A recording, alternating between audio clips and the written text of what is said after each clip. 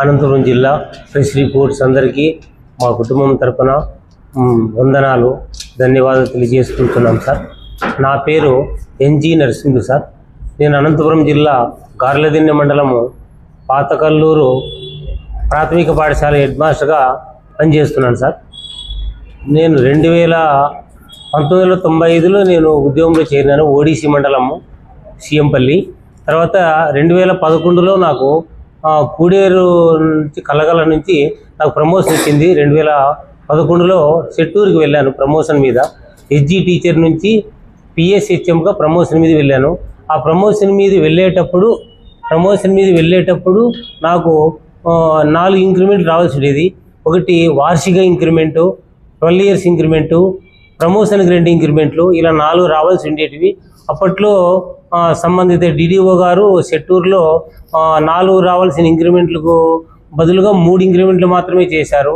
ఆ ఒక్కటి పొరపాటు మర్చిపోయినారో లేకపోతే ఏమైందో తెలియదు. ఆ తర్వాత నా తోటి టీచర్లు నాకు చెప్పారు, నీకు ఇంక్రిమెంట్ మాకంటే తక్కువ ఉంది కదా అని నాతో పాటు చేయని ఉపాధ్యాయులు నాకు తెలియజేసి వాళ్ళు ఎస్ఆర్ కూడా ఇచ్చినారు నాకు. ఈ ఇంక్రిమెంట్ నువ్వు కూడా చేయించుకో మాతో పాటు నీకు కూడా అని చెప్పి అన్నారు. నాకు వాళ్ళకు అప్పట్లో 500 ఉండే తేడా, ఇప్పుడు 2000 తేడా ఉంది నాకు వాళ్ళకి నెలకి. ఆ విధమైనటువంటి దీనికోసము ఆ రోజు వాళ్ళు ఎస్ఆర్ ఇస్తే నేను చెట్టూరు ఎంఈఓ గారికి సార్ నాకు ఇట్లా తక్కువ ఉందంటే బిల్లు చేయించుకోండి అన్నారు. అనంతపురంలో ప్రస్తుతం డిఓ ఆఫీస్లో పనిచేస్తున్న గురుముని కృష్ణ అనే సార్ దగ్గర వెళ్ళి అప్పుడు నేను ఇంక్రిమెంట్ అది బిల్లు చేయించుకున్నాను. అప్పట్లోనే 2018కి 5/1/2018కి 92,223 రూపాయలు బిల్లు వస్తుంది. నీకు రాబో కాలంలో కూడా నీకు ఇంక్రిమెంట్ యాడ్ అవుతుందని చెప్పి అప్పుడు గురుముని కృష్ణ గారు బిల్లు చేయించారు. ఆ బిల్లు చేయించిన వెంటనే నేను చెట్టూరు ఎంఈఓ గారికి ఇచ్చాను. అప్పట్లో శ్రీధర్ గారు ఉన్నారు 2018-19లో. అప్పుడు చెట్టూరు ఎంఈఓ గారికి ఇస్తే ఆ బిల్లులో ఏం చేశారంటే, అప్పుడు నా పేరు ఎన్జి నరసింహులు, మా పక్క స్కూల్ యాటకలని చెట్టూరు మండలంలో ఉన్న మరొక ఉపాధ్యాయుడు పిఎస్హెచ్ఎం శెట్టి నరసింహులు అనేటువంటి ఉపాధ్యాయుని పేరు, ఆయన అకౌంట్ నెంబరు, ఆయన బిల్లు నెంబరు, ఆయన ఐడి నెంబరు పైన పెట్టి నా బిల్లు లోపల పెట్టి చెట్టూరు మండలం నుంచి నా బిల్లు కళ్యాణ్ ట్రెజరీకి పంపించారు. నేను ట్రెజరీ చుట్టూ తిరుగుతున్నా. నేను సార్ నాకు బిల్లు పెట్టారు 92,000, నాకు ఇంక్రిమెంట్ అరియర్స్ అని వస్తుంది కదా దానికి తిరుగుతున్నానంటే వాళ్ళు కొద్ది రోజుల తర్వాత పైన వేరే పేరు ఉంది, కింద వేరే పేరు ఉంది, ఇదేందుగా నీ బిల్లుని వెనక్కి ఇచ్చేశారు. మరి తిరిగి వెళ్ళి ఆ చెట్టూరు శ్రీధర్ గారిని అడిగినాను, ఈ విధంగా ఉంది సార్ అంటే, మరి నువ్వు బిల్లు చేయించుకొని కరెక్ట్ చేసుకోపో అది అని చెప్పన్నారు. మళ్ళీ చేసేపోతే వాళ్ళు ఇంకా బిల్లు మళ్ళీ చేయలేదు. అప్పట్లో నేను వీరపాండ్యన్ కలెక్టర్ గారికి అర్జీ ఇచ్చినాను, నాకు ఇట్లా ఇంక్రిమెంట్ మిస్ అయింది. అతనిది ఎందుకు మీరు తప్పుదో పట్టించారో, అతనికి రావాల్సిన ఇంక్రిమెంటు శెట్టి నరసింహులు, శివానంద, చెట్టూరు ఎంబీఓ శ్రీధర్ గారు మీరు ఎందుకు తప్పుదో పట్టించారు అతన్ని అని చెప్పి అప్పట్లో వీరపాండ్యన్ గారు, జనార్దనాచార్య డిఓ గారు వాళ్ళకి ముగ్గురికి సోకాజు నోటీస్ ఇచ్చారు. అప్పట్లోనే మాకే సోకాజు నోటీసులు ఇప్పిస్తావా, నువ్వు ఒక elementary school BS head master నువ్వు చెట్టూరు అని చెప్పి కక్షతో నీకు అసలు ఇంక్రిమెంటే రాదు, ఏం చేసుకోపో అని చెప్పి అప్పటి నుంచి వదిలిపెట్టారు నన్ను. అప్పుడు జనార్దనాచార్య గారి దగ్గరికి వచ్చి నేను ధర్నా చేశాను 1 వారం రోజుల పాటు. ధర్నా చేస్తే అప్పుడు ఎవరు ఆడిటర్ రామచంద్ర రెడ్డి గారితో ఇతనికి ఇంక్రిమెంట్ రాదని చెప్పి పొంతన లేని ఒక రిపోర్ట్ రాసి నాకు ధర్నా విరమింపు చేశారు. డిఓ జనార్దనాచార్యుల గారి దగ్గర నుంచి నేను విరమించినాను. ఆ తర్వాత 2018-19లో ఇప్పుడు ప్రస్తుతం కడప ఆర్జేడీగా ఉన్న శామ్యూల్ గారు అనంతపురం డిఓగా ఉన్నారు. అనంతపురం డిఓ శామ్యూల్ గారు ఉన్నప్పుడు కూడా వెళ్ళి సార్ నాకు ఇంక్రిమెంట్ మిస్ అయింది, నాకు ఈ విధంగా రావాలని చెప్పని అడిగి అర్జీలు ఇచ్చుకున్నాను. ఆయన ఆర్జేడీ గారు అప్పుడు శామ్యూల్ గారు డిఓగా దాన్ని ఖాతరు చేయలేదు. మళ్ళీ అనంతపురం కలెక్టర్ శ్రీధర్ గారి దగ్గరికి వెళ్ళి అప్పుడు ఉన్న కలెక్టర్ గంధం చంద్రుడు గారి దగ్గరికి వెళ్ళి నేను అర్జీ ఇచ్చుకున్నాను. అప్పుడు ఆ అర్జీ కూడా నా గంధం చంద్రుడు గారి సమక్షంలోనే డిఓ శామ్యూల్ గారు అప్పట్లో తీసుకున్నారు. అర్జీ తీసుకొని సరేలే అన్నారు. అప్పటి నుంచి ఎన్ని అర్జీలు రాసి ఎన్ని చేసినా కూడా ఆయన పట్టించుకోలేదు. నేను అప్పుడు 10 రోజుల పాటు అనంతపురం జిల్లాలో కమలానగర్లో పాత డిఓ ఆఫీస్ ముందు శామ్యూల్ గారి డిఓ వారి ముందు 10 రోజుల పాటు ధర్నా కూడా చేశాను. చేస్తే 10 రోజుల పాటు ధర్నా చేసి విరమించవా నువ్వు అన్నాడు. నాకు న్యాయం జరిగేంత వరకు నేను విరమించేస్తానని చెప్పి 10 రోజుల పాటు నిరవధికంగా ధర్నా చేసినాను. ధర్నా చేస్తే అప్పట్లో కూడా DSP 1 town C Pratap Reddy గారికి న్యూసెన్స్ కేసు కూడా పెట్టారు నా పైన. అయినా నేను విరమించలేదు నాకు న్యాయం జరగాలని. MU1 MU1 తారా చంద్రనాయక్ గారు, MU2 వెంకటరమణ నాయక్ గారు, రాప్తాడ్ MU మల్లికార్జున గారు, తర్వాత DO ప్రసాద్ బాబు గారు, తర్వాత గార్దిన్ SI గారు మమ్మల్ని వేధింపులకు గురి చేస్తూ వాళ్ళు తప్పుడు రిపోర్ట్లు పంపిస్తే MU ప్రసాద్ బాబు గారు దాన్ని ఎంక్వైరీ చేయకుండా వెంటనే 14వ తేదీ 15వ తేదీ మా పైన FIR కేసులు కట్టినారు. 3 రోజులు పూర్తి కాకనే దీన్ని ఎంక్వైరీ చేయకుండా నన్ను అన్యాయంగా సస్పెండ్ చేశారు. ఉద్యోగంలో నుంచి నాకు 21 జూలై 21, 25 ఇప్పటికి 6 నెలలు అవుతాను సార్. నన్ను పూర్తిగా సస్పెండ్ చేసి 6 నెలలు అవుతుంది. మా మీద అన్యాయంగా సస్పెండ్ చేశారు, అక్రమ కేసులు బనాయించారు. ఆ వేధింపులు గురి చేస్తూ నేను SP గారికి 2 సార్లు అర్జీ కూడా ఇచ్చుకున్నాను. అది SI గారు దానిపైన విచారణ చేయలేదు. మేము MUలు చెప్పినట్టు మీ పైన కేసులు కట్టాం సార్, మీరు వాళ్ళపైన కూడా కేసులు కట్టండి, వాళ్ళు కూడా తప్పులున్నాయని నిర్బంధించారు, హైవేలో అటాక్ చేశారు మమ్మల్ని అంటే వాళ్ళు పోలీసు వాళ్ళు ఏమంటున్నారంటే మేము పై అధికారులు చెప్తే కడతాం, లేకపోతే మేము కట్టం. అట్లా మీ పైన ప్రెజర్ వచ్చింది కాబట్టి కడప RJD DO అందరూ చేశారు కాబట్టి మేము కేసులు కట్టాం 132వి, మేమైతే వాళ్ళపైన కట్టమన్నారు. ఆ విధంగా వేధిస్తున్నారు. మాకు వచ్చేసి అక్రమ కేసులు అన్యాయంగా కట్టారు, అవి ఎత్తివేయండి అని అడుగుతున్నాము.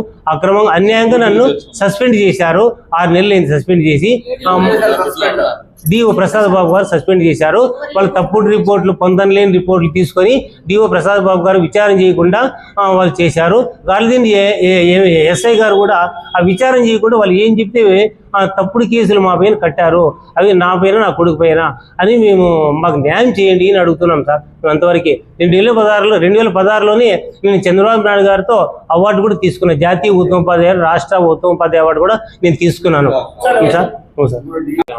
ఏ రాములమ్మ గాన్లదిండ మండలంలో PSHMగా పాతకల్లూరులో ఇంజనీర్సింగ్ టీచరు నా భర్త పనిచేస్తున్నాడు. దాదాపు 7 ఏళ్ల నుంచి పోరాడుతున్నాడు ప్రియాడికల్ ఇంక్రిమెంట్ కోసము. కానీ ఎవరు ఇవ్వడం లేదు. ఆడాను అడిగినప్పుడల్లా సస్పెండ్ చేస్తున్నారు మా ఆయన్ని. ఆడాను మళ్ళీ ఇప్పుడు కూడా జూన్లో హైకోర్టు నుంచి నోటీసులు వచ్చినాయి. నోటీసులు వచ్చినప్పటి నుంచి జూన్ 12వ తేదీ బడివాకులు తెరిస్తే అప్పటి నుంచి రోజు మా ఆయన లేచి కూర్చుండేది, అర్ధరాత్రి కాడ ఏడ్చుకుంటా కూర్చుండేది. ఆడాను ఏదో పోతే పొన్నులే, ఏజ్ అయిపోయింది కదా, 61 సంవత్సరం కదా, మామూలు లే, షుగర్ BP అని నేనేం పట్టించుకోవడం లేదు. ఆడాను జూలై నుంచి ఇంకా ఎక్కువ ఏడుస్తూ ఉన్నాడు. ఓ రోజు నేను అడిగినాను, జూలై 8వ తేదీ అడిగినాను, ఎందుకు అట్లా బాధపడుతున్నావే అంటే నాకు హైకోర్టు నుంచి నోటీసులు వచ్చినాయి, MU1 MU2 ఆడను నన్ను వేధిస్తున్నారు, కత్తితో పొడుచుకొని సావు, దేని కిందన్నా పడి సావు అని నన్ను వేధిస్తున్నారు, వాళ్ళ బాధలకు నేను తట్టుకోలేకపోతున్నాను అని చెప్పినాడు. చెప్తే సర్లే అని చెప్పేసి నువ్వు చచ్చిపోయినావనుకో ఎట్లా తెలుస్తుంది, నువ్వు అన్యాయమే చేసినావన్నారు, నువ్వు బతికి ఏదైనా కానీ సాధించాలా, సస్తే ఏమవుతుంది అని నేను మా ఆయనకు ధైర్యంగా చెప్పినాను. సర్లే అని చెప్పేసి టెన్షన్గా ఉన్నాడు. ఎందుకు అంత టెన్షన్గా అంటే 31 రికార్డులు ఇవ్వాలంట అన్నాడు. మా ఆయనకు బండి రాదు.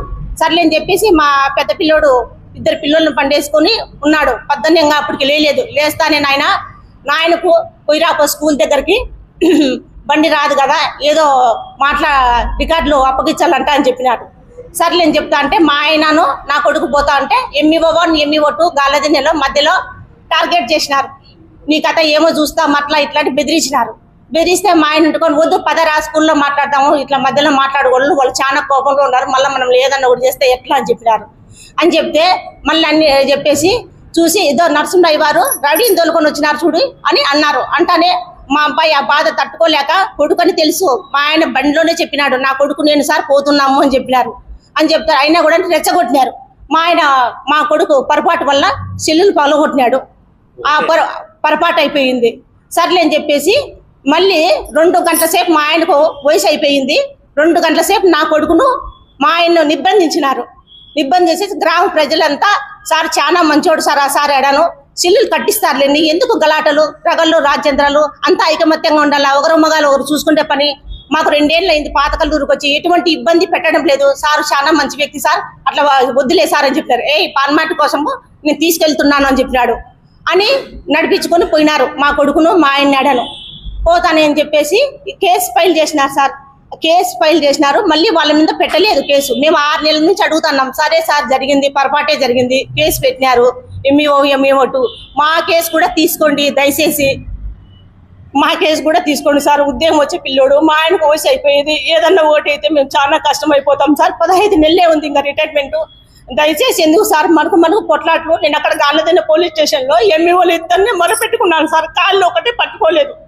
సార్ దయచేసి ఏదో సార్ చూడండి సార్, మీరు ఆఫీసర్లు కదా అని చెప్పినాను. నా మాట ఏమాత్రం వాళ్ళు కేర్ చేయలేదు సార్. ఎందుకంటే ప్రసాద్ బాబు డిఓ సార్ కూడా ఎంక్వైరీ చేయకోకుండా సస్పెండ్ చేసినారు సార్. ఇప్పుడు 6 నెలలు పూర్తయి 7 పడింది. కనీసం ఆయన ప్రెస్ మీటింగ్ పెట్టే కూడా భయపడుతున్నాడు. 15 నెలలు అయింది. మళ్ళీ వాళ్ళు కక్షపూర్వకంగా పెట్టుకొని మాకు రిటైర్మెంట్ డబ్బులు రాకుండా చేస్తారేమో అని. ఇప్పుడు 2 నెలల వరకు అర్ధ జీతాలే వేయడం లేదు సార్. మేము ఇంటి లోన్ 65,000 కట్టాలా, అది కూడా పైనతో ఇంటికి నోటీసులు వస్తున్నాయి. ఆడను 2 నెలలకు ఒకసారి జీతాలు వేస్తున్నారు సార్. మొన్న కూడా కరెంట్ బిల్లు కూడా కట్ చేసిపోయినారు.